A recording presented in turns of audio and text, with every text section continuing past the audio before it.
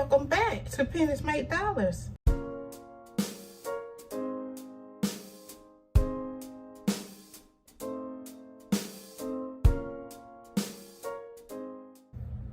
Hi everyone, thank you so much for coming and joining us here today on Pennies Make Dollars. Guys, I just felt like I should come and speak with you, and so hello to everyone. Let me just say, your stomach don't care what you eat.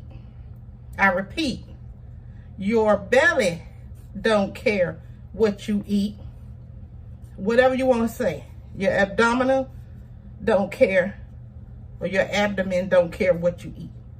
Okay, guys, I thought this was so important. This is something my daddy used to say, and I thought it was so important, and it fits what's going on right now. I had to sit down, guys, and I had to come up here and talk to you about a severe emergency food shortages preparedness plan. And this is just phase 1 or part 1.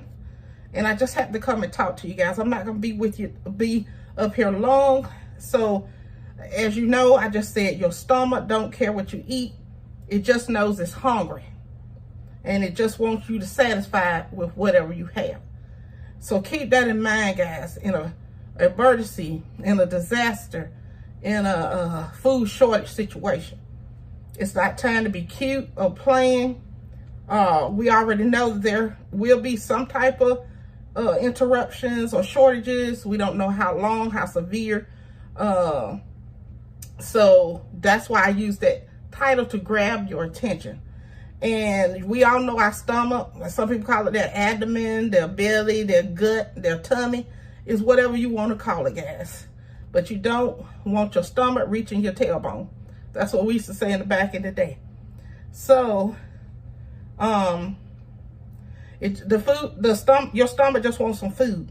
It doesn't have any particular food in mind. It wants you to feed it. Okay? And I've heard some people mentioning different types of rice.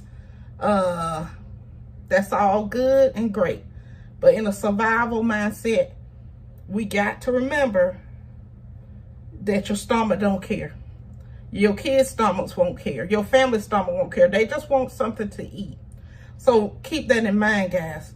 So I just wanted to come up here and talk to you about any type of interruptions. Right now, we think it will be some type of shortages and some type of interruption in the supply chain.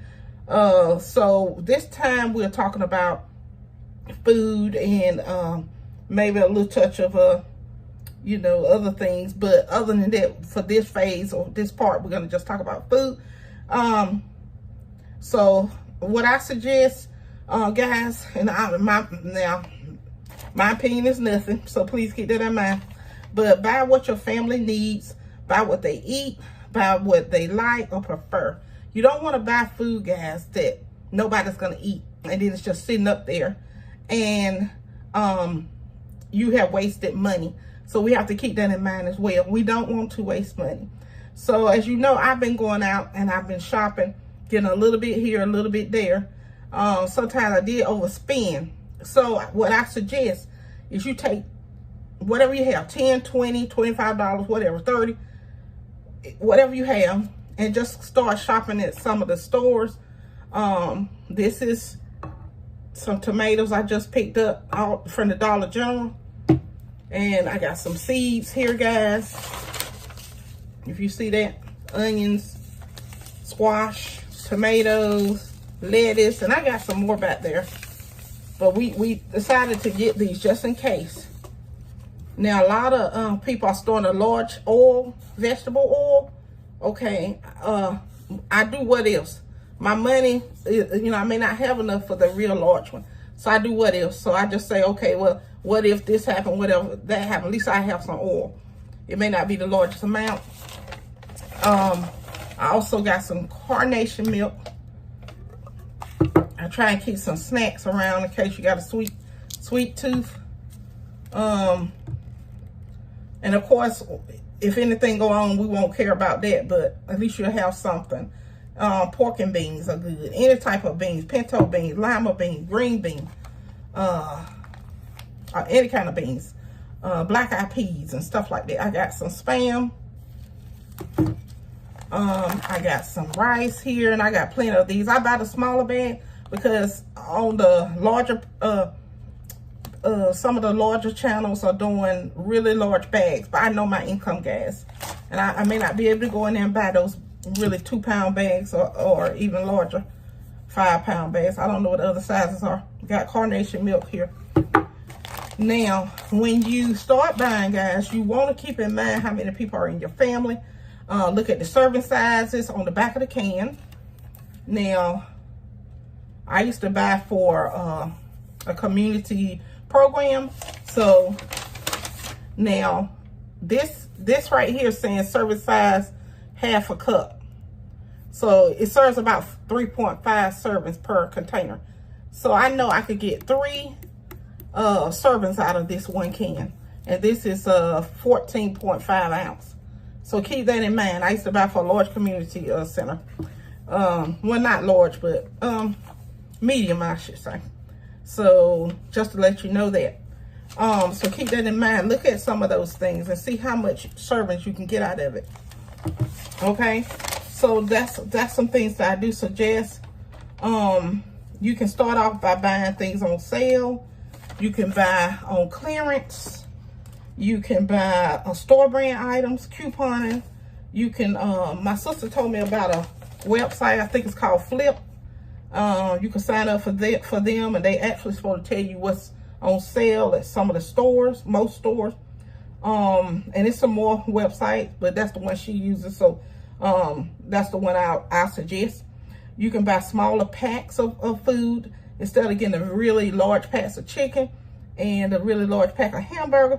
Scale it down, guys. And you know, you just have to do what you can do. You can cook larger parts of sides, like with your side dishes with limited meat.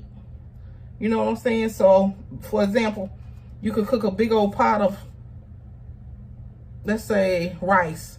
And I know we used to just we used to cook our hamburger with onions and other seasoning, chop it up, put it in some gravy, and you got a meal. You see what I'm saying? Then you just spread it across the rice, throw on some corn or string beans. That's a meal. And also, a lot of people are not going to like that I'm saying bread. But when I was growing up, bread always fill you up. You can eat your biscuits and any type of bread that you have. Not too much bread because you know that's carbohydrate and that's sugar. So, and you probably say, well, how she know this? How she know that? Okay, I was doing pre-nursing at one time, guys. So I took a lot of those classes. You can also eat more vegetables. You know, in a desperate situation, in a severe emergency situation, if stores are closing down, they don't have enough people to run the stores. If merchandise is not coming in as planned, it will be chaos, and people will be just looking for food. Let me just give you an example. I think it was something happened I think it was in North Carolina, it was Floyd. I think it was Hurricane Floyd. Took our power out for days. We were cooking on the grill. We had a nice size barrel grill. 3 guys stopped by in some car, and I was in the house getting, you know, the food prepared, and that person I was married to, he was cooking our breakfast on the grill. So these guys walked back there to him and told him that if they did not find any food, that they would be back. Now, that was scary. We don't mind sharing with anyone, but they were not asked to come back. You know, they should ask, you know, can I eat? Whatever, you know what I'm saying? Do you have anything for me? And sure, we'll gladly help. So that's just to let you know about that. So you want to know about those attitudes that may come with people being hungry.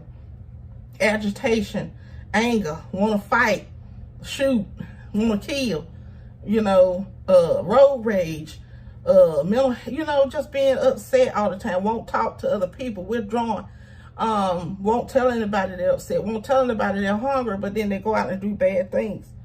So some other things that you can also do to try to help yourself during this time, guys, is you can look at YouTube videos on how to make your own dish soap, dish detergent, your own laundry detergent and shampoo, etc. You can do, just look up different things just to try to, get back. Write those recipes down.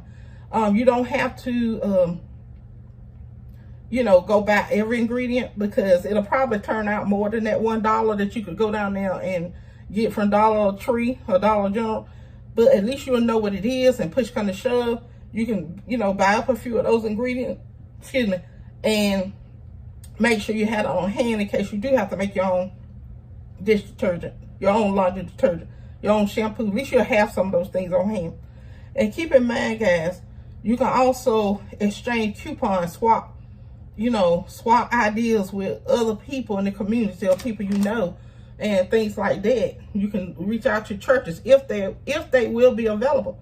Some churches may close their doors. So that's just to let you know, you have to be careful. You have to have the mindset, what if? What if the church is not even open?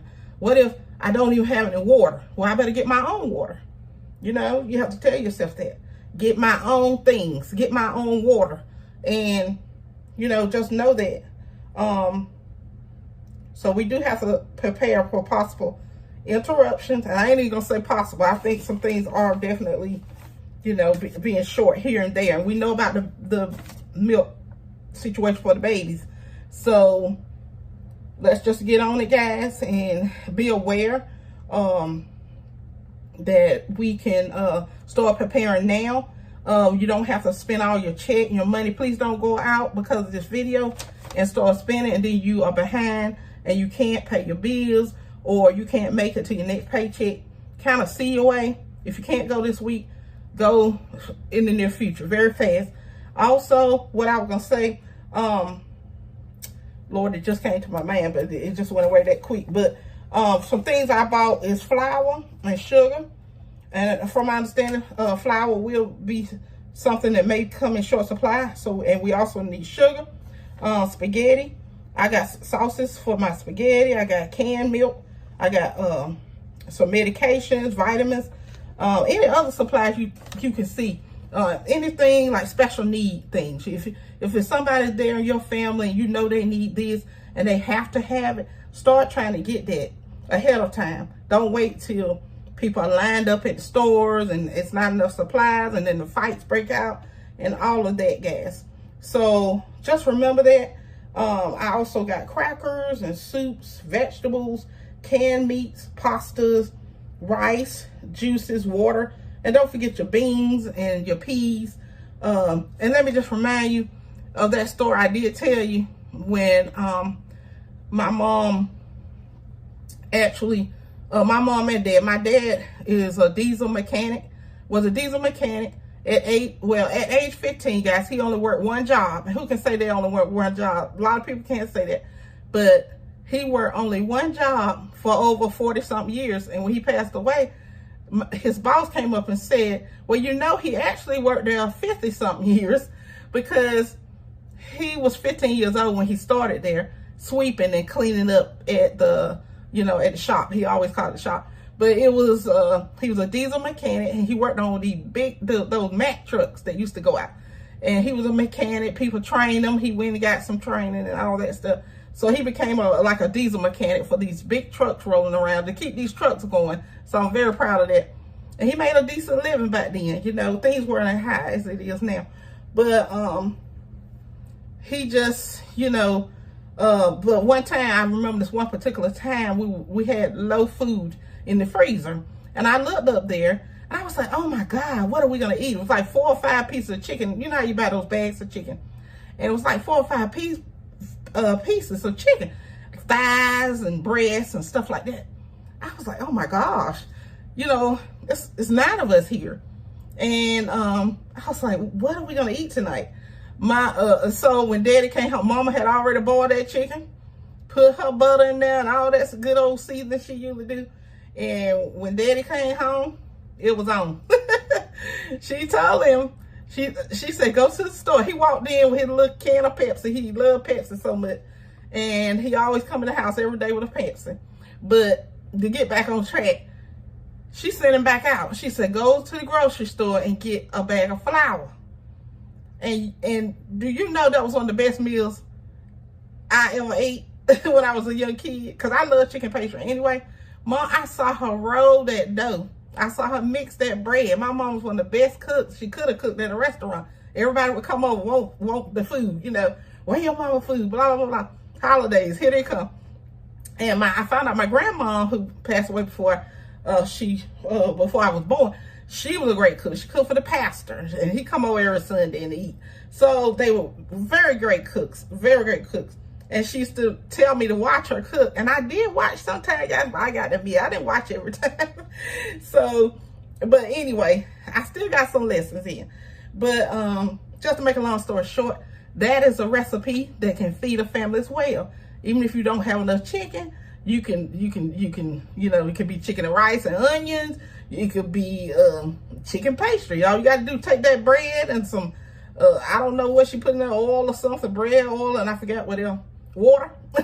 You roll it up, guys. Back then they had Coca-Cola bottles. They really didn't have a rolling pin. She had a Coca-Cola bottle. Boy, she went to town on that bread, on that pastry. But I'm telling you, that's how we made it back then. And that was one of the best meals I can remember. And and she usually cooked chicken pastry at the holiday. And you know, you got all your other great meal, you know, things to go with that. But for that dish, you know, she went on through the chicken pastry out there, guys. So that was such a good meal. And she know how to make homemade cakes. So guys, a lot of us gonna be doing some homemade stuff. We're gonna be making some homemade cakes. So learn those recipes. What else can you do? Yeah, learn some things from scratch. Some little short meals will be cute, you know. And let me just tell you, I would advise not to say this, but please, guys, I know some of you gonna laugh, but I used to, like I said, I used to have to dig through the chair cushion for change. So sometimes, guys, I got low on cheese, okay? And I look in there, we doing cheeseburgers or we doing sandwiches, and I'm like, oh my God, I ain't got enough cheese, and I don't have any money. So I look in there, it's like 3 pieces of cheese. Now, this is my solution. I used to cut the cheese in half and put a little piece of cheese on everybody's sandwich, or half a piece of cheese on your cheeseburger. I'm sorry.